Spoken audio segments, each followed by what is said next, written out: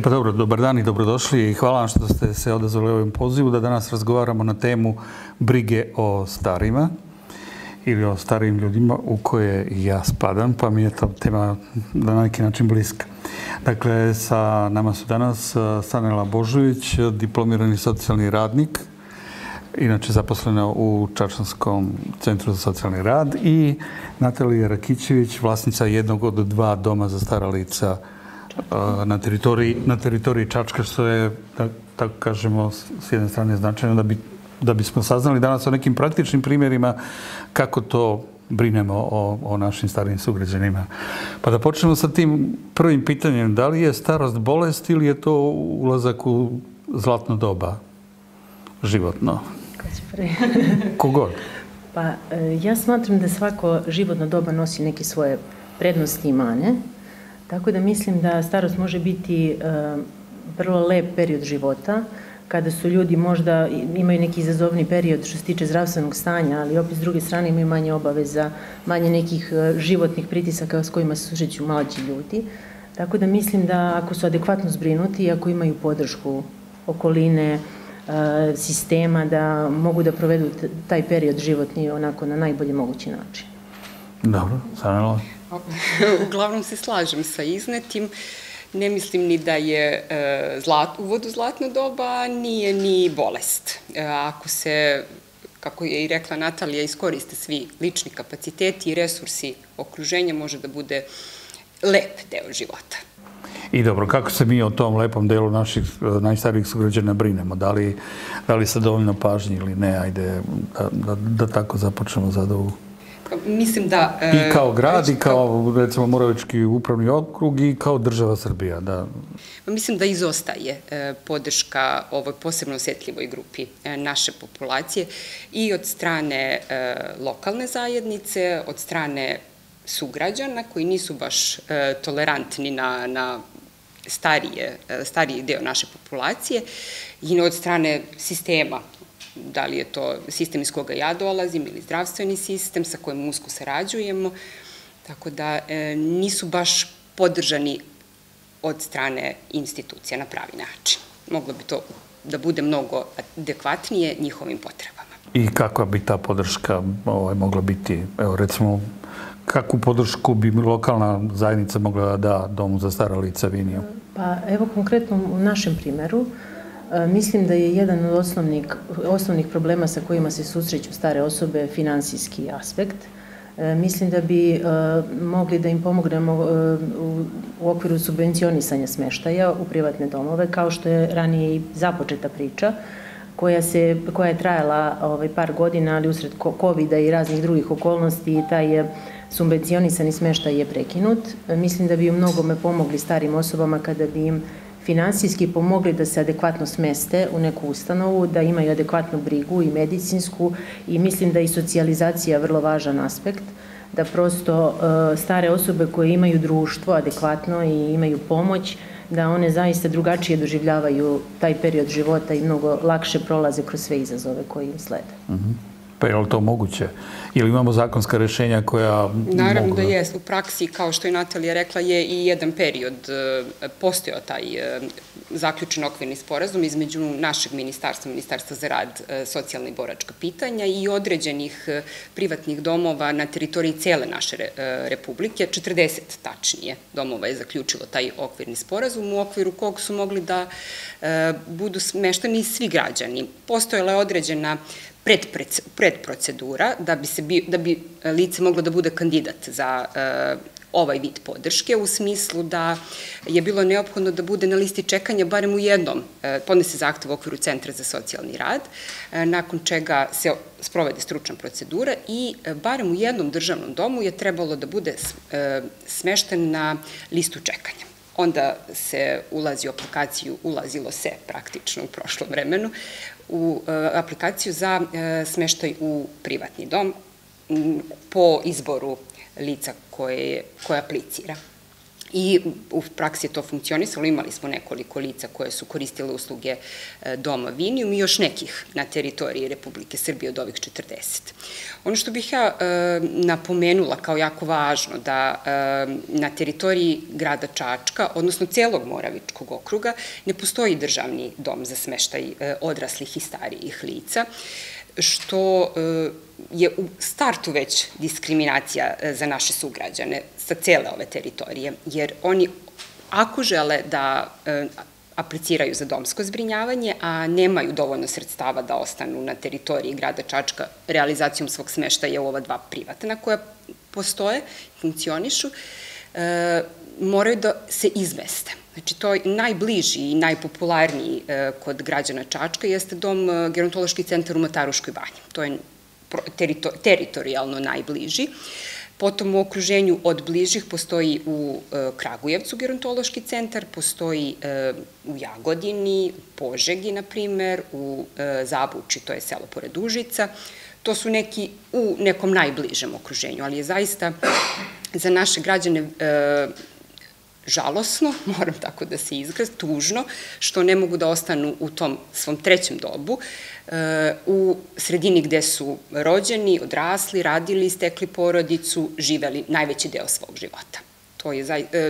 To verujem da određena lica i iz tog razloga odbijaju da podnesu zahtev i da se faktički udalje od svog okruženja. Dobro, ako smo rešili taj finansijski i zakonski aspekt da se pomogne smeštaj lica u domove, da li možemo da različimo sad i taj strah od... Jer često čujemo od starijih da kažu prete mi da će me smestiti u dom. Pretpostavljamo da ukućani počnu tu temu, otvore tu temu i onda oni to doživljavaju kao pretnju. Zašto? Šta je razlog tome? Pa mislim da nema jedan razlog samo za to, da postoji sigurno više razloga. Jedan od ovih može da bude udaljavanje od mesta u kome su proveli najveći deo svog života. Strah može da bude takođe uzrok, jer se menja se odlazak u nepoznato, u nešto novo. Ono što bi bilo kao korisno da se prevaziđe taj strah, da sa recimo licem koje želi da se smesti, onda da se vidi ustanova, da se poseti, da se obiđe, da se eventualno pusti neka prezentacija. Svaki i državni i privatni dom imaju sada u elektronskom dobu i svoje sajtove i prezentacije sa fotografijama, tako da i to, ako ne može zbog ograničenja zdravstvenih da se ode fizički u dom, može na taj način da se prevaziđe strah, da se upozna, da se populariše stanje u domovi, da se prezentuje uopšte više u javnosti. Nekako uvek imamo neku ružnu sliku o domovima za stare i uglavnom su tema kada se nešto tragično desi. Do tada se mnogo manje priča, mnogo manje se ljudi obaveštavaju o načinima smeštaja, o nekim pozitivnim iskustvima, jer nije samo boravak u domu čekaonica za smrt ili poslednja stanica, kako to neki ljudi razmišljaju. To može da bude kvalitet... Suštinski i medicinski gledano nije palijativa. Nije palijativno, upravo to, nije palijativno zbrinjavanje. U okviru i državnih i privatnih domova postoje kulturni sadržaj, o tome Natalija sigurno može bolje da kaže, postoje radionice, postoje okupacione terapije, tako da nije to samo, puno aspekata života može da se lepo iskoristi s realizacijom smeštaja u domu. Uz podršku, naravno, koje ima porodice, ne plašenjem, nego objašnjavanjem, pojašnjavanjem, upoznavanjem, informisanjem. Sve su to neki mehanizmi i načini da se taj strah prevaziđe. U našoj sredini još uvek jeste tabu tema. Dobro, ajde da kažemo, ovo je neka teorija, ajde sad da čujemo kako to u praksi izgleda. Mi smo pri 15 godina otvorili dom i kada smo otvorili dom, iako smo bili prvi u ovom delu Srbije privatni dom za smeštaj, mi smo imali vrlo malo korisnika, znači gotovo 10-15 prve godine, stvarno je odziv bio jako mali i mislim da za ovih 15 godina stanje se drastično promenilo.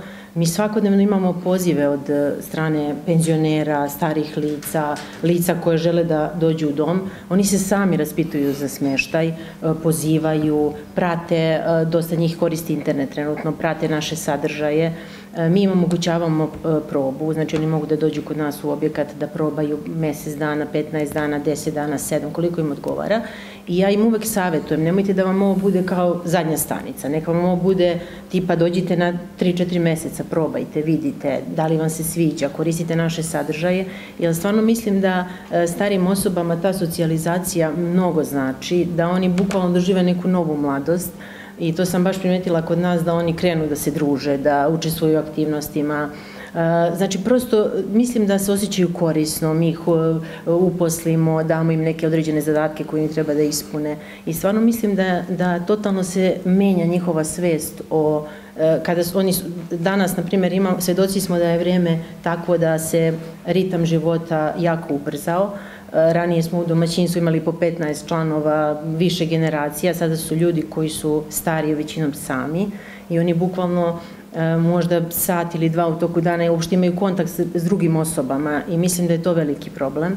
Pored zdravstvenog sistema, pored mnogih drugih finansijskih aspekata, mislim da je ta socijalizacija veliki problem za njih i da baš ustanove socijalne zaštite njima omogućavaju prosto da nekako žive neki normalan život koji su živeli možda ranije dok su bili zaposleni, dok su imali puno obaveza, prosto osjećaju se korisno i dalje. I šta je bolje za taj početak kad dođu kod vas u dom pa imaju tu neku distancu?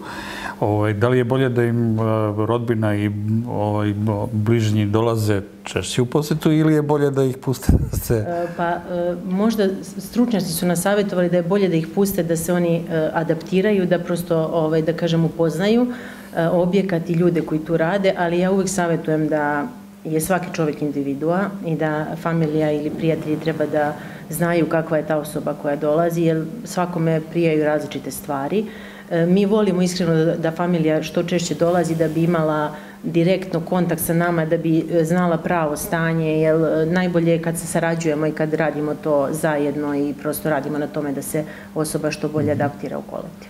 Dobro, onda da kažemo da u domove dolaze ne samo ovi koji su pokretni, vispreni, da kažem, očuvane umnih i ostalih sposobnosti, nego dolaze i ovi koji imaju određene zdravstvene probleme. Je li to neki problem za vas u domu? Ne, nije. Mi se bavimo zbrinjavanjem svih kategorija korisnika.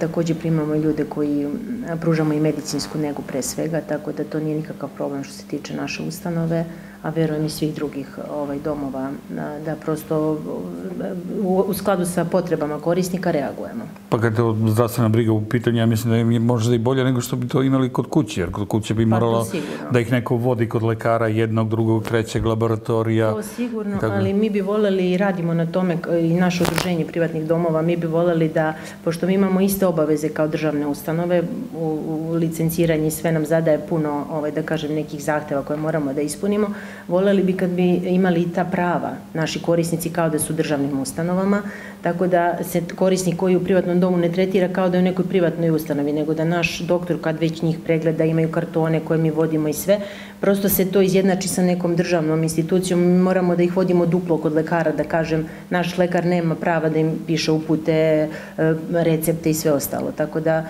ima tu još nekih stvari koje bi mogli da odradimo, da pomognemo ljudima, da im bude što lakše, da im finansijski bude što jeftinije taj boravak u domu, da prosto se vodi kao da su u državnoj ustanovi i da koriste ono što je... Dobro, ali stari ljudi ne moraju da brinu kakva će ta briga medicinska o njima biti.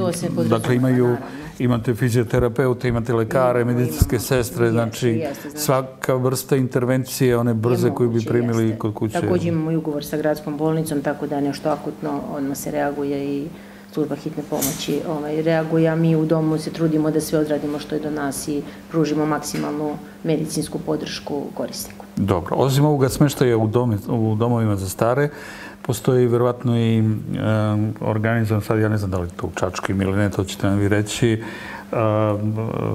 usluge gerontodomaćica i usluge negovateljica.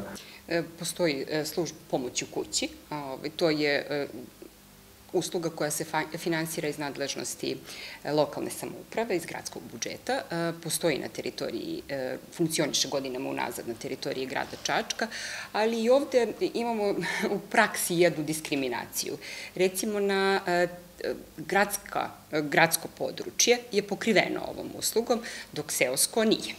Znači, i već ako živite u nekom ruralnijem delu Čačanske opštine, možda samo, nisam to proverila, trenutno Mrčajevci možda kao veće selo i Gornja Trepča ili Donja Trepča su kao seosko područje pokriveni ovom uslugom, a ostala čačanska sela ne. I to je trend i u drugim opštinama Moravičkog okruga. Gradsko područje pokriveno, a seosko ne ovom uslugom, što je negde nepravedno prema svim našim sugrađanima.